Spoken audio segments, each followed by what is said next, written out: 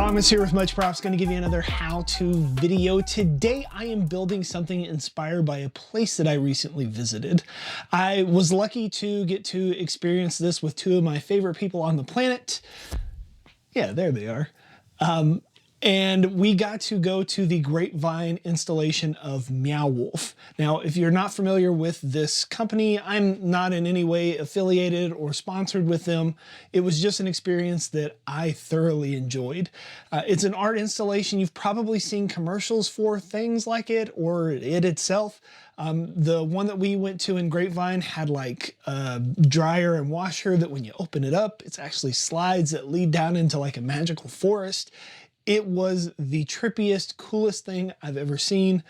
All kinds of hidden stuff all over the place, props galore, and I was inspired by some of the things that were in there, and I thought I would make something for my friend to commemorate our trip.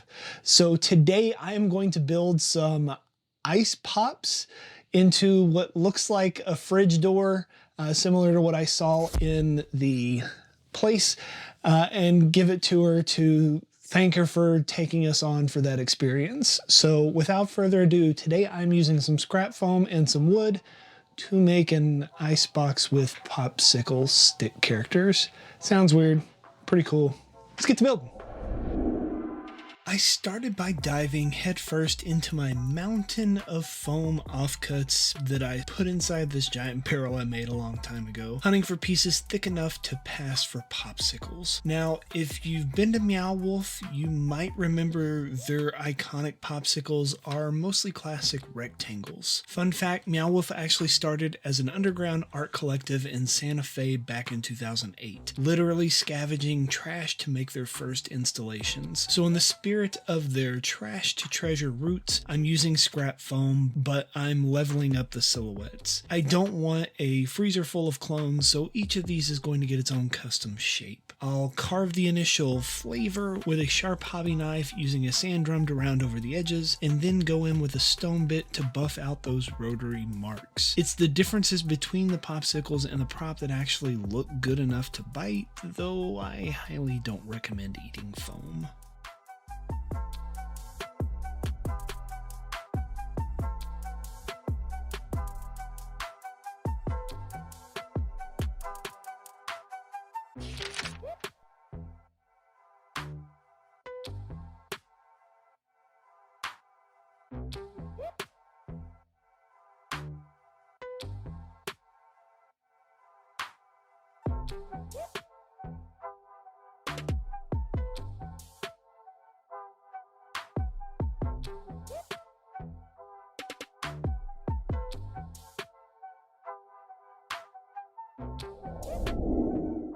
With the shapes taking shape, I need to seal the foam cells. You can use a number of different methods, but I wanted to play with fire. Safely, kids, of course. It's a much faster motion, just barely hitting the surface. You will see the foam change sheen as the flame hits it. This will allow the pores of the foam to shrink a bit, meaning that there will be less paint needed to seal it with and more even texture over the surface. You could also use a heat gun to do the same thing, but it's definitely not as fun.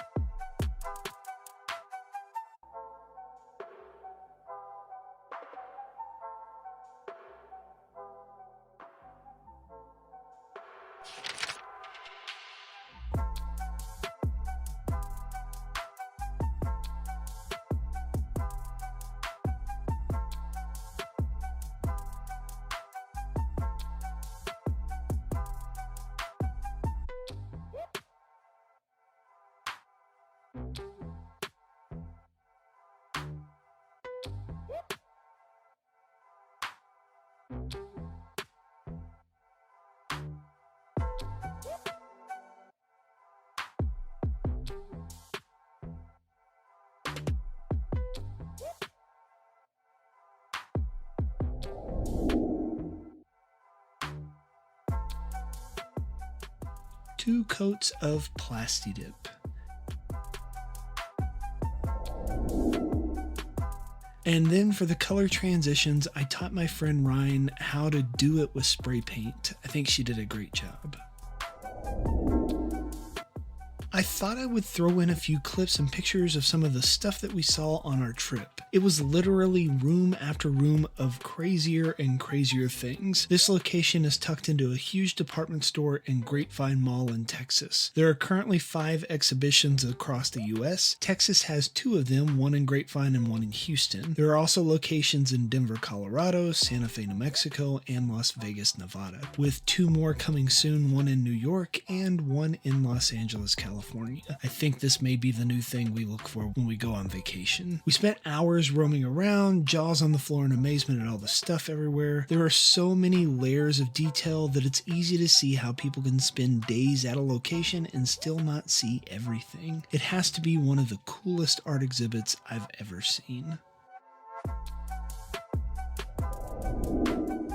With my fresh transitions by Ryan, I'm ready to convert these color samples into little characters. Meow Wolf's examples were simple but highly detailed, so I'm going to take a cue from them. My faces will be a kawaii style / anime, and then I'm going to go and add some patterns around that. I am using some Posca acrylic paint pens for all my detail work and don't really have a game plan other than make them cute. I look at some references I found on a Google search and just freestyle each popsicle with different details. You could totally plan each one out if you wanted to, but I like throwing caution to the wind a lot and just full sending it. My basketball coach in high school, Coach Nick, probably said it best. It's something that has stuck with me ever since then. If you're gonna make a mistake, do it full speed. So I like taking his word to heart and just sending it.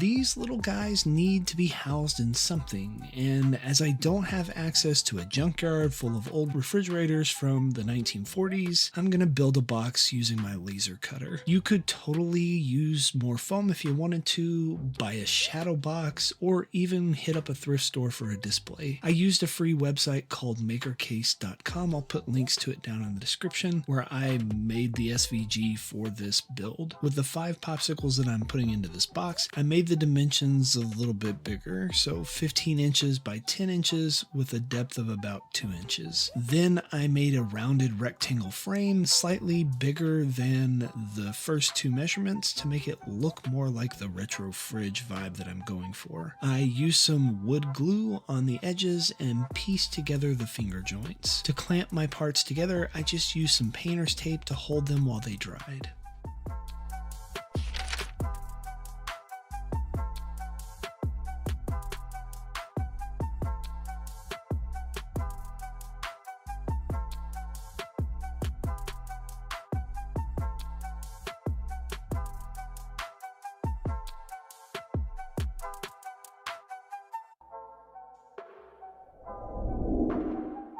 My laser cutter didn't cut all the way through the wood because it was bowed a little in spots and just didn't get a good cut. So I ended up having some chipped out edges on the veneers of the plywood. To hide it a little and get rid of some of the wood grain, I'm just going to add heaps of Mod Podge to the inside and outside of the assembly. I slap it on with a cheap chip brush and left it to dry for a couple of hours.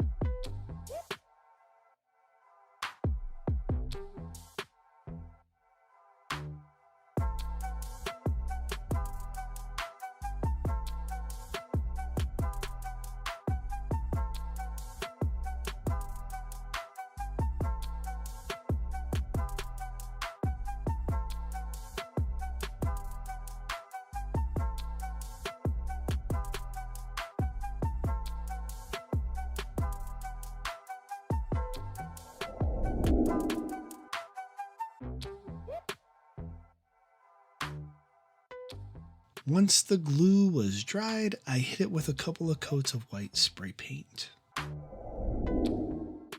While we wait for the paint to dry, I thought it would be fun to show you some more clips from the location. Every area had its own soundtrack, and my favorite room in this exhibit had to be this one, where the light strobed and had this cool lo-fi music. Obviously, I can't play it on YouTube due to copyright laws, but it was a super cool vibe. It was also fun to share this experience with my wife and my best friend. Often when we go somewhere, I like to record at least a couple of clips for memories, and they try their best to stay out of frame by rotating behind me as I move. But I love to swing the camera around fast at a random spot and make them giggle. It truly was a magical day with great art, good company, and awesome food on the way home. Art is one of those things that can truly transport you to another place. Art can unify friends forever. These clips were from some of my favorite areas in the exhibit.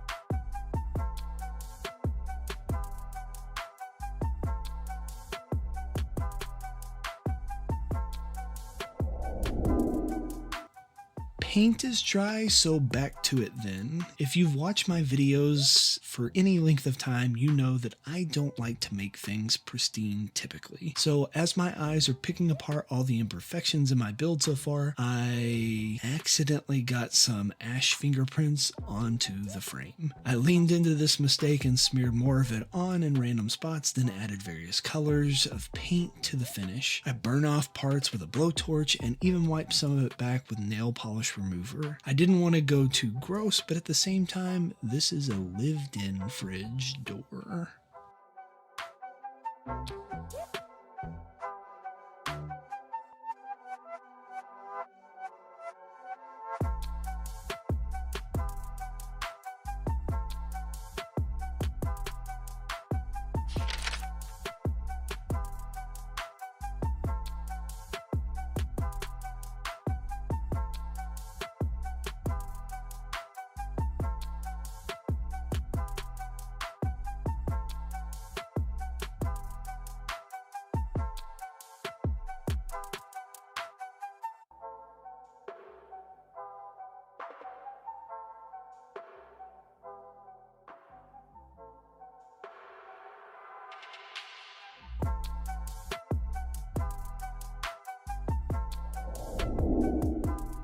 On modern fridges today, we have those plastic shelf fronts to keep the items from spilling out when you swing the door open at 12 for a late night snack. The older models kind of had a more classical, cooler vibe to them, a lot with metal brackets that sat on the front of the shelves. While mine will not bend around onto the shelf, I thought I could at least try and give the illusion of it. I cut a rounded rectangle once again, just within the dimensions of the frame, then I cut some thinner strips to super glue for the ridges.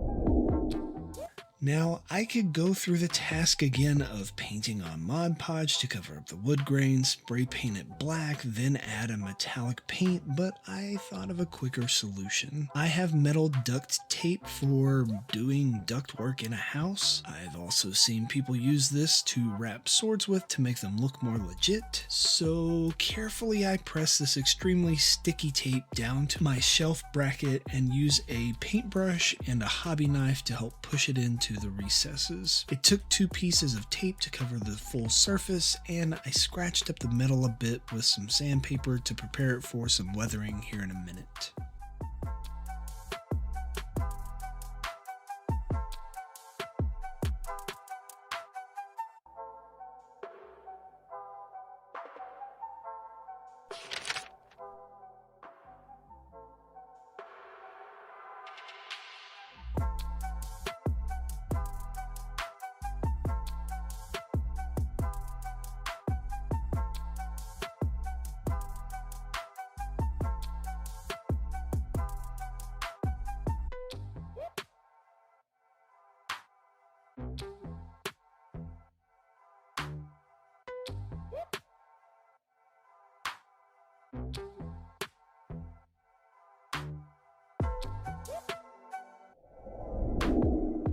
A couple of daubs of black and brown paint smeared into the cracks will add some contrast to this shiny metal. I let it dry a little bit, maybe even help it with some more blowtorch, and then wiped off with a paper towel. If you let it sit up for too long and the paint won't come off, bring back out that sandpaper and scratch that bad boy up.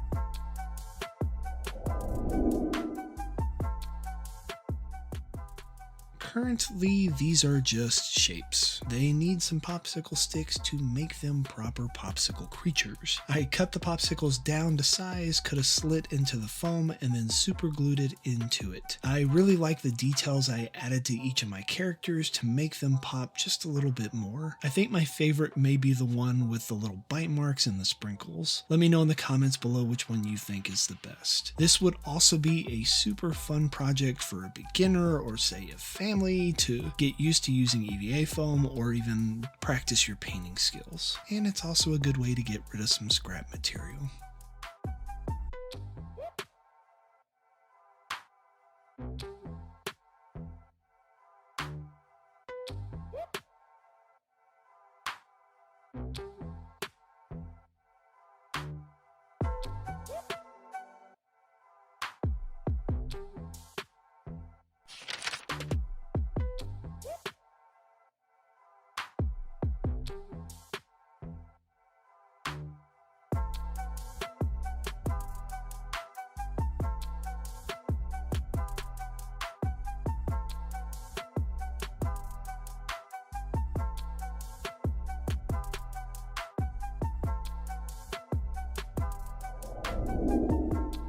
All painted up, popsicle stick stuck, these little cutie pops are ready to be glued into the display case. I'm just using some super glue to fasten them all into place. I did try several different layouts and ended up with staggering them. Once all the popsicles were glued into place, I super glued on my fake metal bracket and called this build done. I hope you enjoyed this build and maybe it sparked an interest in you to go find an art installation next to you to enjoy. Bring some friends, make a day of of it and enjoy running around like little kids trying to see everything before you leave. The adventure we had that day will live in my brain for the rest of my life as true happiness. My heart was full both from the people I was with and the inspiration from the art we saw. Thank you, Brandy and Ryan, for the adventure time, and thank you, the viewer, for clicking on this video to watch me relive it.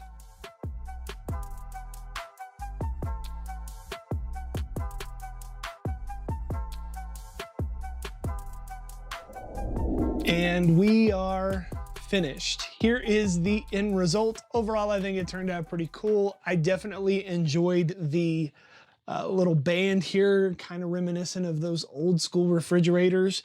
And of course, I can't leave things clean. I got to dirty it up a bit, but I did keep the popsicles clean for hygiene. But yeah. Maybe you will try and make something like this yourselves and impress your friends with your ability to see and experience, appreciate the artistic abilities that others have, and try and put something magical like that into your friend's house for fun. Yeah. Maybe you'll get some. Yay! And inevitably, they're going to ask you, how'd you make that? You can give them one of these. Tell them, much props. Time to go give it to her. Hope she enjoys it. Peace out.